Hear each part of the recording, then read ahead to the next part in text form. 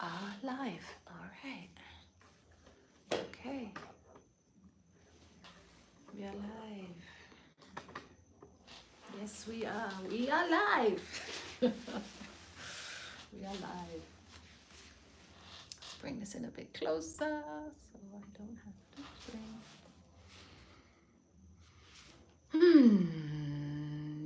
Greetings.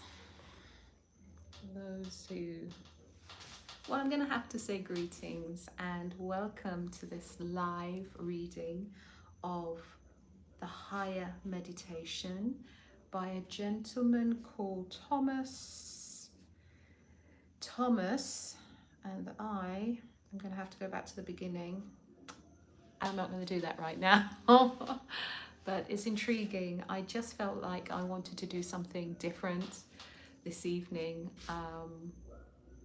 This is a 30-day meditation practice for beginners and those wanting to deepen their practice and make it more consistent. So I have committed to holding the space every day for 2 hours, 1 hour in the morning, 1 hour in the evening, to support others in doing that. But I wanted to change things up a little bit. It's Friday. I am in a valley where I can hear 2 sound systems, not 1, but 2, playing reggae music. This is part of a culture that really progressed the sound of the drum and the bass, created a music that is known worldwide, and many genres have spun off of that now. You cut a Jamaican and we bleed music. It's just as simple as that. Music is a constant. I was working today, I had to go and ask a neighbor, please can you turn the music down? I'm trying to teach here.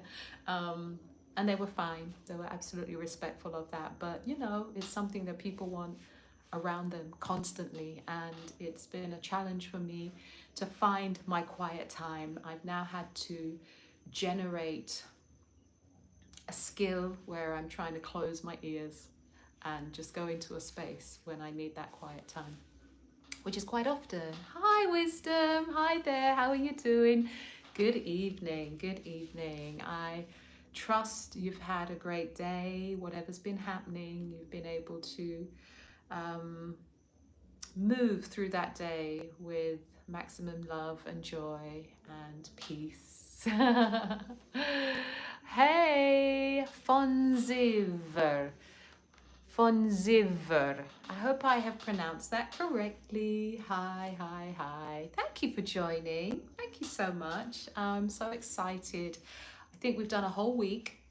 We missed just 1 day because of the storm, but we've done a whole week of this, and my body's just really settling into doing it at a specific time of day, because of course I'm facilitating for you.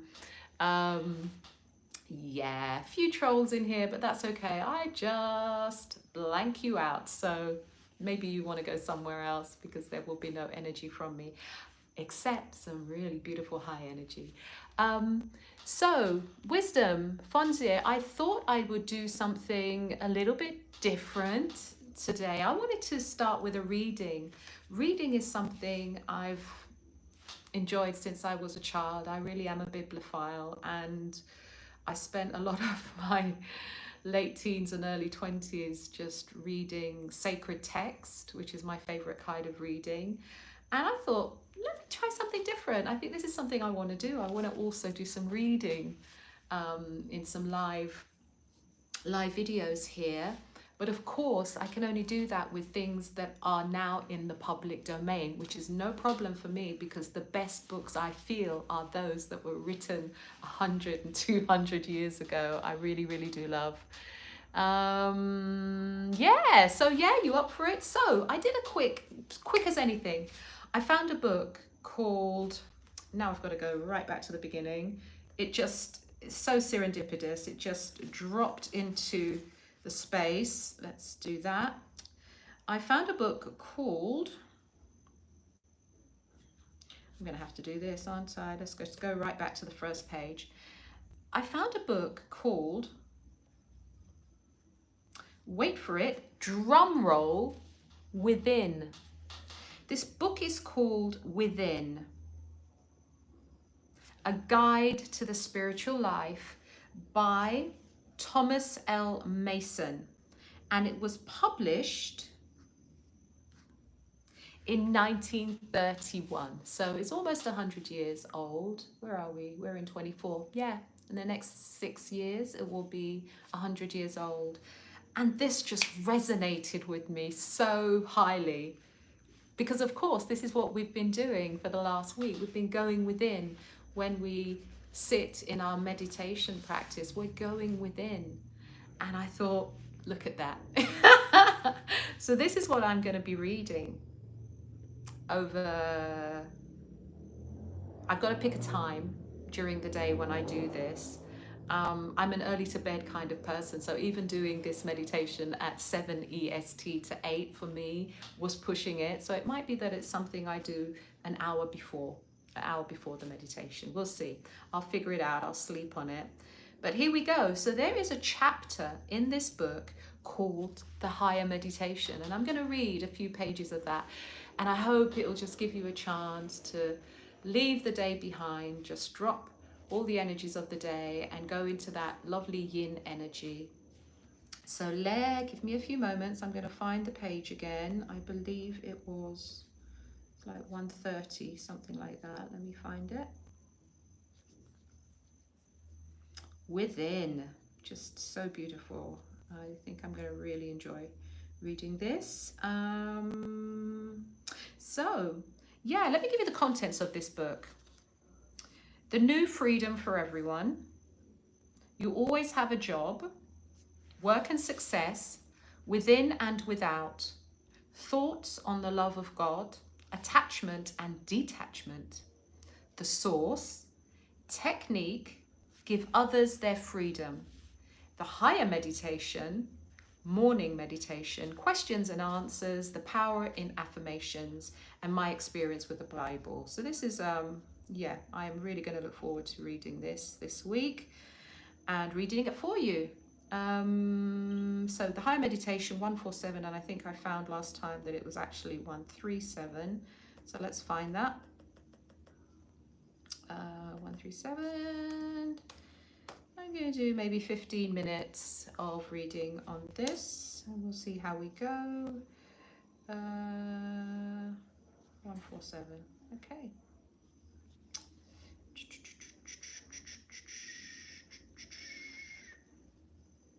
The higher meditation. Okay, here we go. The sincere and seeking reader who may be a novice and who has but a vague idea of the necessity for meditation will doubtless begin now to realize that it is the main source of release, the only method of liberation. I like it already. The end of all meditation is union with the real or higher self or God. By union is simply meant a shutting out of the time-born sense of things and replacing this chaos with the stillness in which, through the spiritual intuition, the inner voice can be heard. I'll let you know at the end, wisdom. This requires practice. This practice is in response to the incessant voice already heard above the tumult. The release of the spirit through meditation is not definable. It has to be experienced to be understood. Therefore, the following attempt to explanation must of necessity be only a faint image of the reality. It is accomplished by the perfect realization of the spiritual woman within us. And I'm going to replace every time we say man, because it's so interesting that these books, when they were written back then, you know, women's liberation had not happened. And so a lot of books are actually just addressed to men. Shocking. So I'll repeat that. It is accomplished by the perfect realization of the spiritual woman within us. And this can be done only by casting out or rising above the natural man. Nothing exists outside of the idea of man. Even the idea of God is within the mystical form of man. Therefore, we look within and not without. All of our work is within consciousness. In real meditation, we empty consciousness. We shut out all sense images. The natural man, as doubtless you have already perceived, is divined in many terms. He may be referred to as personal consciousness, or he may be called the race mind. But whatever these terms are, we can dissolve a great deal of our confusion about them by realizing them as merely terms or symbols. Or we may say of them that they are just phases of our consciousness. Starting with the I am as the center of our awareness, we discover ourselves overridden with a constantly changing mass of sense impressions. I am, I am, I am, I am. We see, we hear, we feel, we taste, we smell. Now, the combinations of all these avenues of feeling produce what is termed our psychic life. The soul has been variously defined, but we can clear up our confusion here by stating that it is not our spirit. We may say that our soul is the sum total of our awareness on the sense plane. Our physical life is our soul life. There is a footnote here, and I have missed where the footnote is. It's from the very, very first sentence. Even the idea of God is within. So let me read this footnote, because I only just saw it, and I'll look out for those in the future. The saying of Christ, as discovered in the second Logia fragment of Oxyrhynchus, has restored by Dayman, makes even plainer his declaration in Luke 17:21. It is as follows: the kingdom nevertheless is within you, and whoso knoweth your inward part shall find it. Luke 17:21. I'm going to have to look that up tomorrow to go a little bit deeper into that. So, our physical life is our soul life. And in this life, we have one distinctive trait: the faculty of making pictures. Let us recall for a moment that this faculty, aided by memory, is the basis of our life in this world. It belongs to the natural man, to the world part of us. And in order to get into the union with the absolute, all of this has to be cast out. It is, as time goes here, a long and painful process. The ascent of the soul from its material dream to the ultimate realization of the spiritual man within is not easy. Many writers, especially in America, have pictured it as easy in alluring terms by owing to the spread of spiritual understanding amongst us. This view is being replaced by the correct one, namely that while the realization of the spiritual man within us is the most glorious conception given to us, and the only true happiness, at the same time, there is no other way to attain it except the way of the cross. The stages leading up from the new birth to the realization of the spiritual man and union with the Absolute, or God the Father, have been variously defined by many mystics and seers, some by number and others by description. It is unnecessary for me to deal with these. It has been very well done by R.C. Douglas in his Spiritual Evolution. But after the new birth and the gradual change in the consciousness from the old man to the new, the climax is reached in the crucifixion of this consciousness. This is an actual internal demonstration of the crucifixion of Jesus both being symbols of an eternal spiritual law working on the material plane. I mean by this that in as much as our life here is temporary, while we ourselves are immortal, we have to rid ourselves of the sense attachments in order that our spiritual self may emerge. And to do this, our psychic mind, our picturing faculty, all this has to be killed. Whoa. Let's see what he really means by this. Welcome everybody. Let me see who's in here. Nobody, step up in here. Double tap your screen to like. It's free to like and subscribe. We all rise together, help the algorithm. Thank you so much. You are so consistent in that message. Thank you so much. Do I write my own books? I'm about to. I have been for the last 3 years. I have been for the last 3 years. Okay, you're getting into Carl Jung. Yeah, man. Very, very, very, very necessary. Masculine and feminine. Yep, I define it personally as left and right, hot and cold. Absolutely, yin and yang. When these are in synchronicity, there is power. Boom. And that is the whole message right there. Not this dualistic nature, not this war against one against the other. It's absolutely in synchronicity. And if you look at the tree of life, everything comes from creation, going from one energy to the other, backwards and forwards, backwards and forwards. That's synchronicity. Beautiful. So just to bring you up to speed, nobody, I fancied doing a little reading today, and I found a book called Within, and by Thomas, was it Madison? Was it Madison? Wisdom. Can I actually make notes here? Not sure. Okay.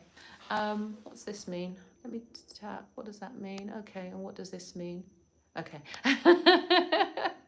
It's in the public domain. It's in the public domain, and I found it at the hathitrust.org. That's HATHI trust.org. It was written in 1931, so it's in the public domain, and that's why I'm able to read it live. So it's a book called Within, and I'm reading the Higher Meditation. So that last sentence, let's go over that again. I mean by that, inasmuch as our life here is temporary, while we are ourselves immortal, we have to rid ourselves of the sense attachments in order that our spiritual man may emerge. And to do this, our psychic mind, our picturing faculty, all this has to be killed. And of course, that's what we have been practicing in meditation for the last week.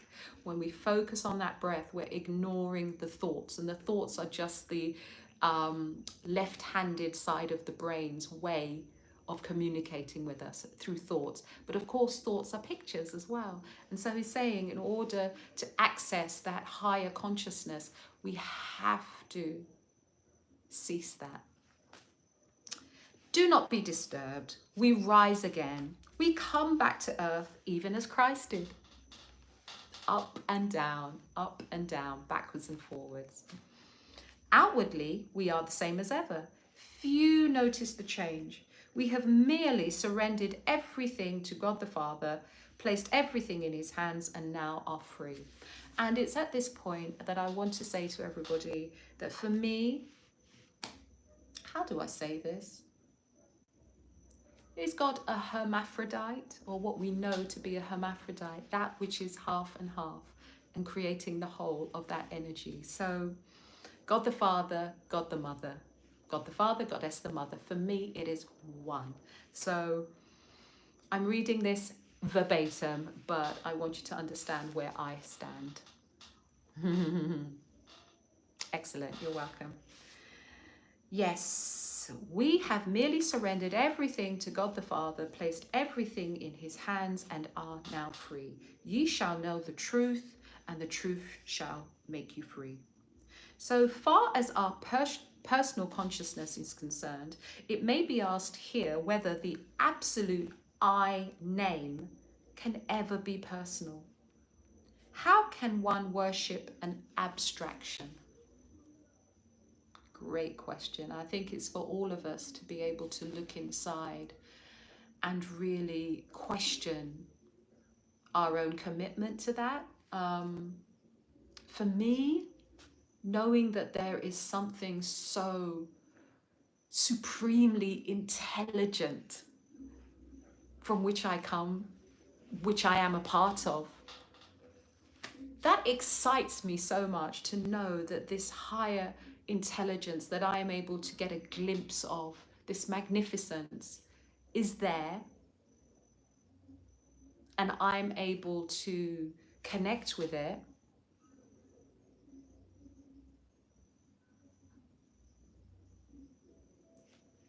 I think once you meditate on that, the more you meditate on it, the less of an abstraction it becomes, the more you realize that you're actually connected to it, and the less of an abstraction it becomes. I think that's how I feel about that.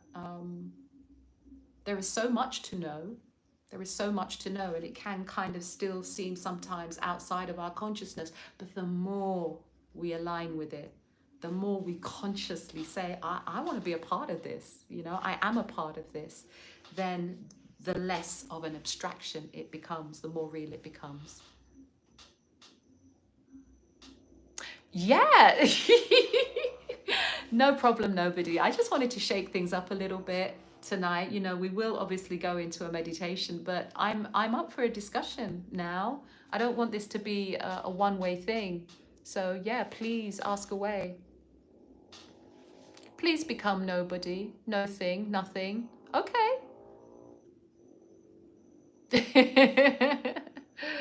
Yes, we will do that in our meditation. I'm going to continue with the reading.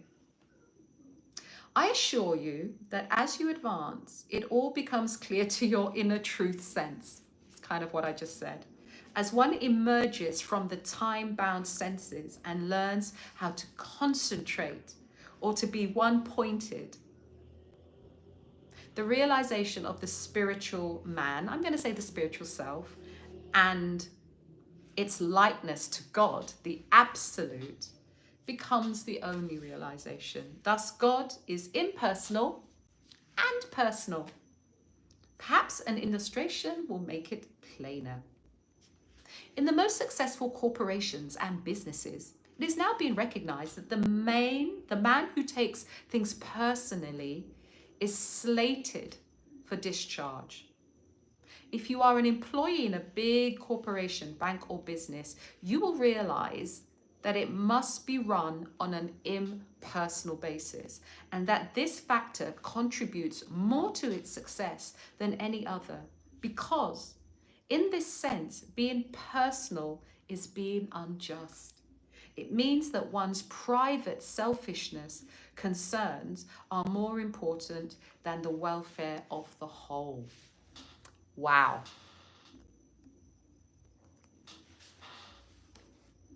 More truths, more truths. There is time to be personal, there is time to be unpersonal. I know there is a scripture in the Bible about a time for everything, which is one of my favorites.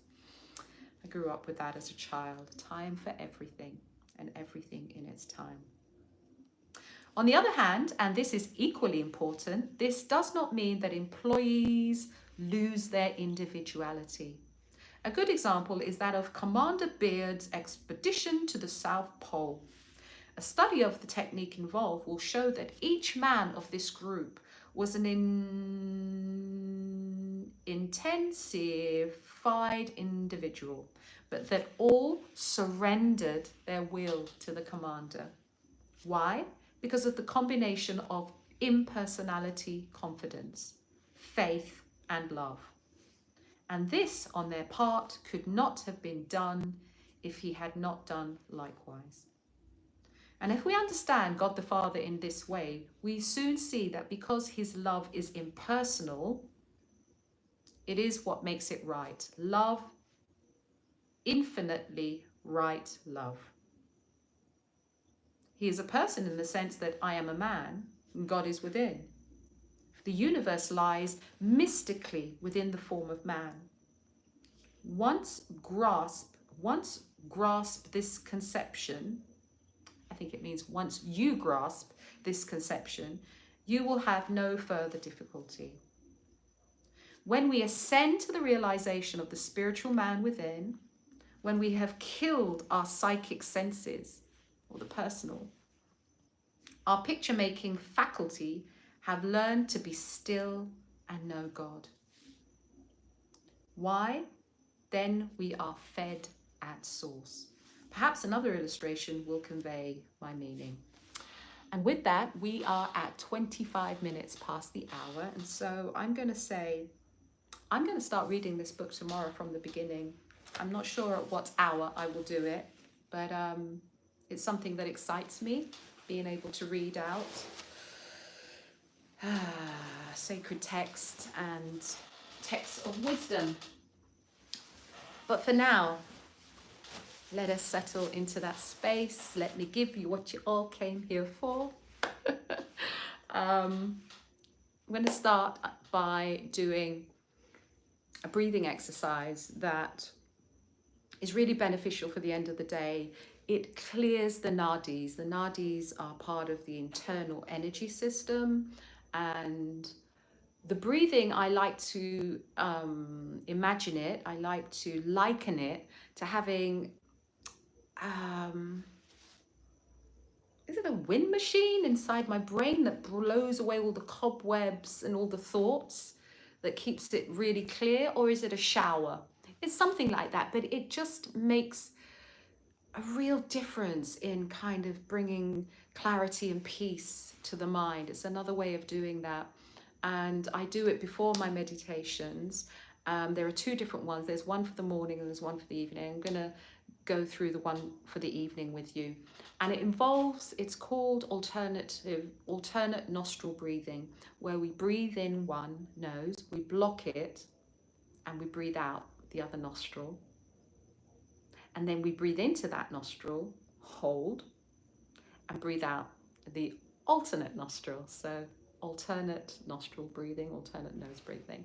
And it's known by its ancient name as Nadi Shuddhi. Nadi Shuddhi. Okay, so I'm going to ask you to put thumb on one nostril and the two other fingers on the other one. So we've blocked the nose fully. Yeah. Then I'm going to ask you to open up that one, because that's the nostril we're going to breathe into firstly. And we're going to take one breath in, very gently. Let's do this very gently. Hold for a couple of seconds and breathe out the other nostril. Then we breathe in that nostril, block, and breathe out. And breathe in, block, and breathe out. Before we go any further, I want to alert you to the fact that you'll probably notice that one nostril is a little bit clearer than the other. And right now, that's my left nostril is a little bit clearer than the other. And this is because I think it's hourly. Throughout the hour, one nostril is stronger than the other, and then it swaps over. Fascinating. I will do some more research into that just to remind myself why that happens, but you'll observe it. So don't force the one that's blocked, just go with it. I also want you to do this in your own pace, and we're going to do it for a minute.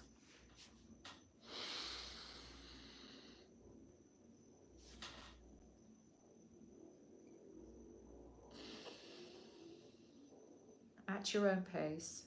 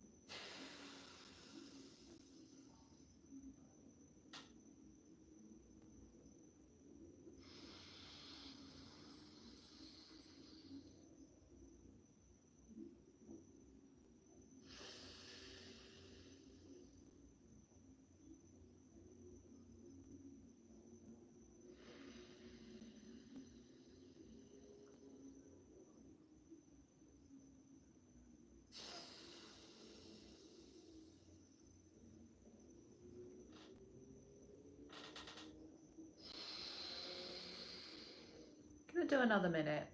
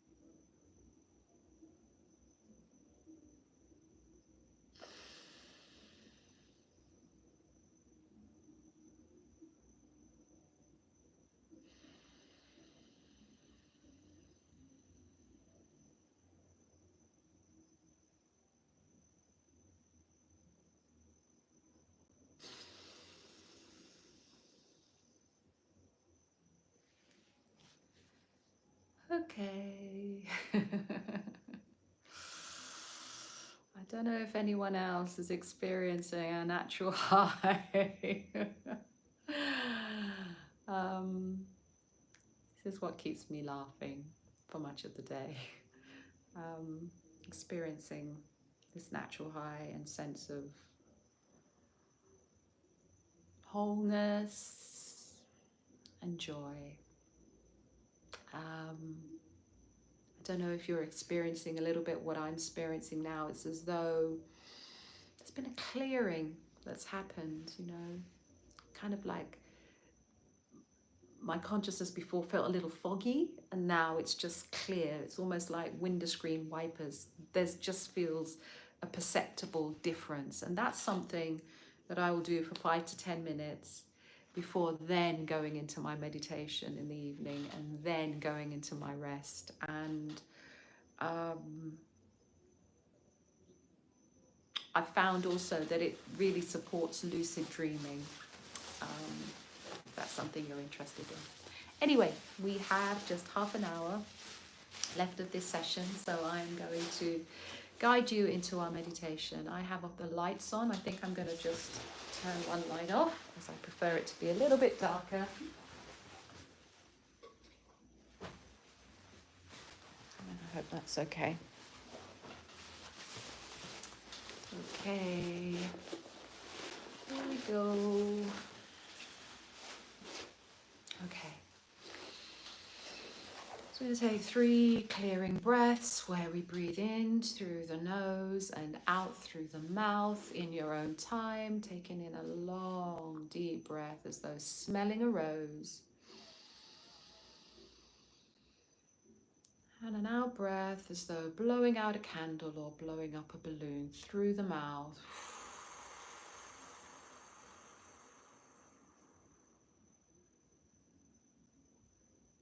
And as we do that, I want you to imagine as you're taking in that breath through your nostrils, you're taking in love and light. And as you exhale through the mouth, you are letting go of all that no longer serves you. You are releasing, you are letting go, you are releasing toxins and dropping everything through that breath.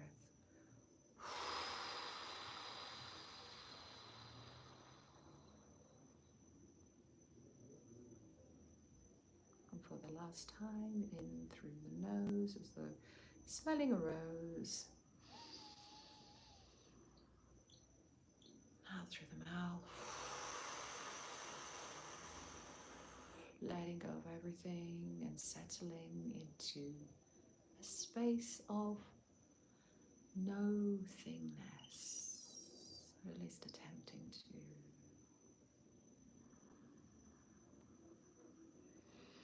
We're now going to progress to simply follow our breath. Follow the inhale and the exhale, either through our nostrils, just perceptible on the top of our lips. If we concentrate, concentrate, concentrate, the in-breath and the out-breath.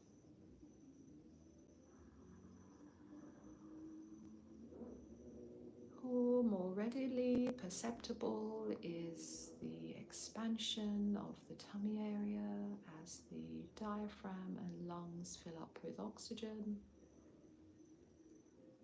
and the contraction as they empty. And I want to invite you to find your own rhythm. Lean into your own rhythm, observing the rise and fall. It's all done with ease, it's all done with gentleness. There's nothing to force, there's nothing to change. We are just simply observing the in-breath and the out-breath.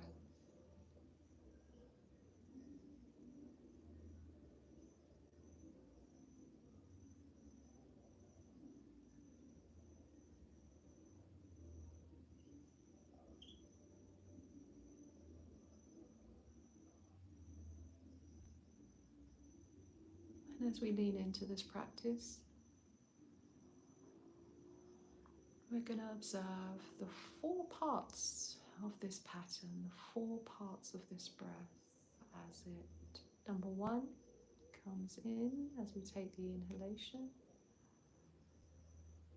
Number 2, we'll observe that very slight pause before the exhalation, which is the 3rd part. And again, we observe a slight pause, the 4th part of this breath, before repeating the cycle.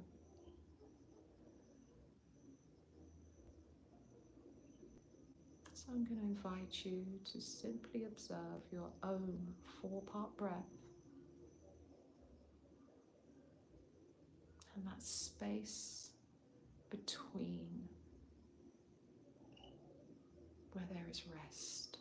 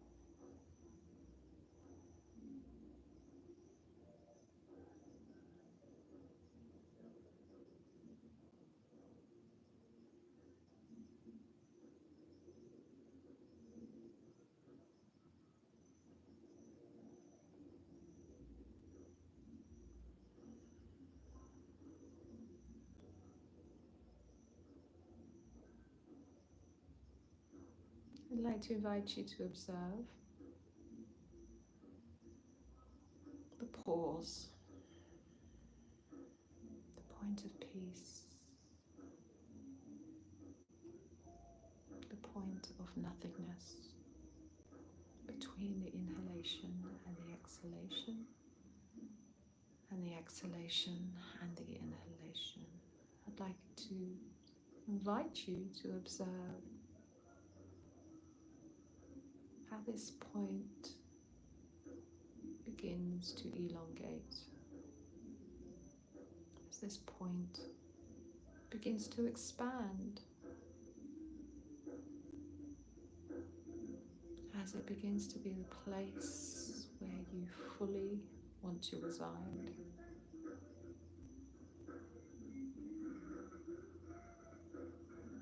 I do apologize if you hear any music in the background. This is part of reality that I live with, yet I still find my space.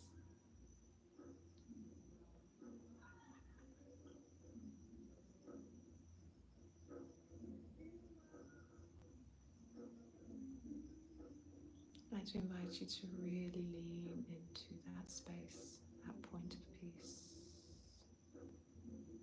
where the expansion of that nothingness is just waiting for you to become a part of it.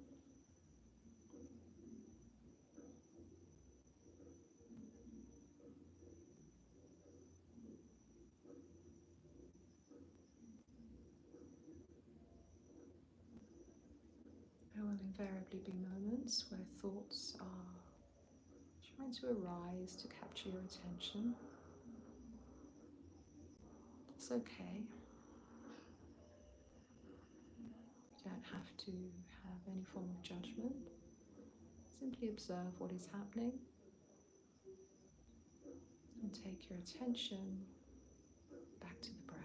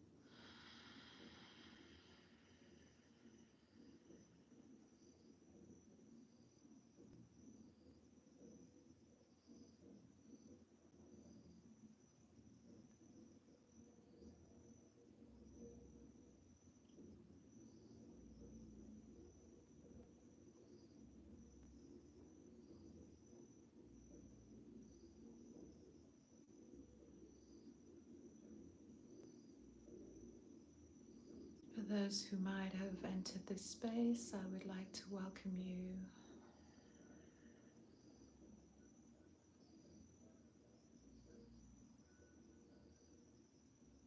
You're simply sitting, quietening our mind in the observance of the breath,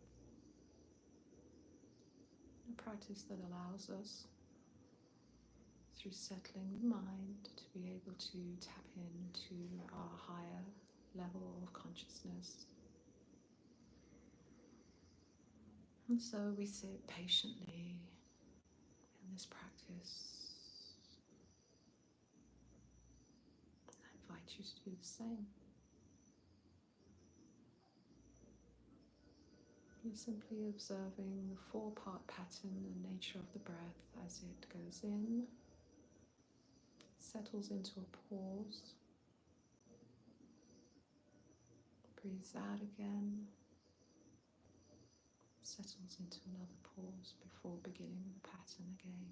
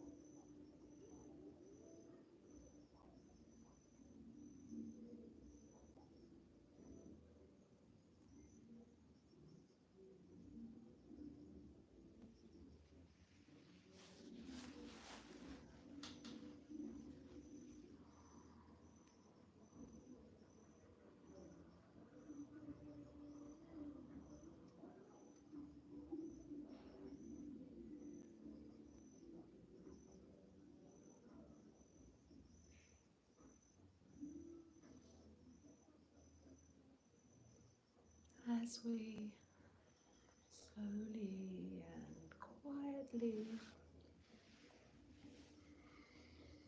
bring this session to a close, I would like to invite you to come back into your body, bring your consciousness back into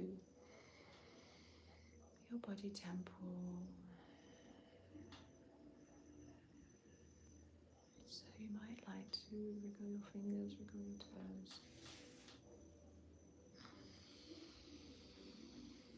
Just move anywhere that you might need to stretch out your muscles, which might have gone to sleep while you were sitting.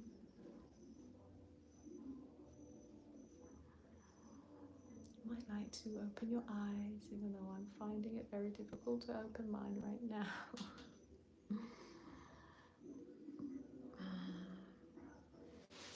I find it difficult to come back. Come back, I must. Oh.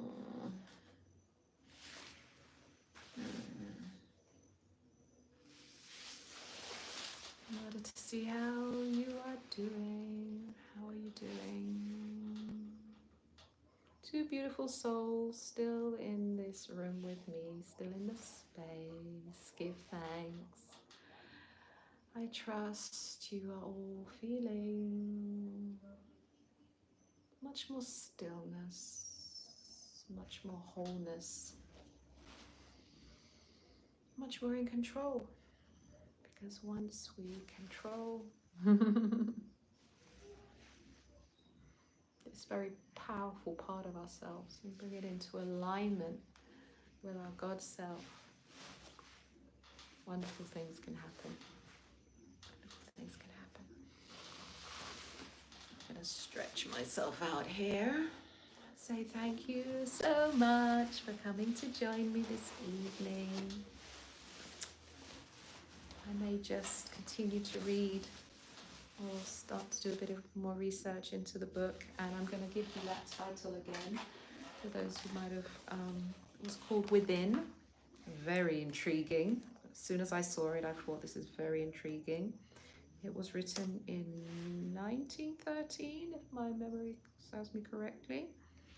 I'm going to give you the author. Again, I like to research these things, and it was very much of the day when a lot of these books were being written at the end of the 19th century, and the 20th century, and even going back into the 18th century.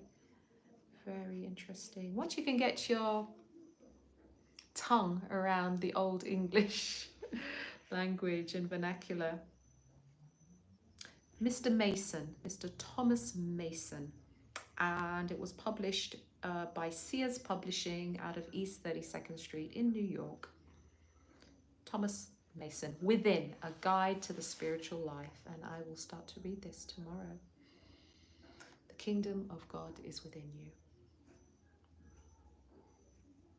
1931 publication. Until then, give thanks. Within by Thomas, I'm going to give you the correct spelling. Thomas L. Mason with a double S, M-A-S-S-O-N.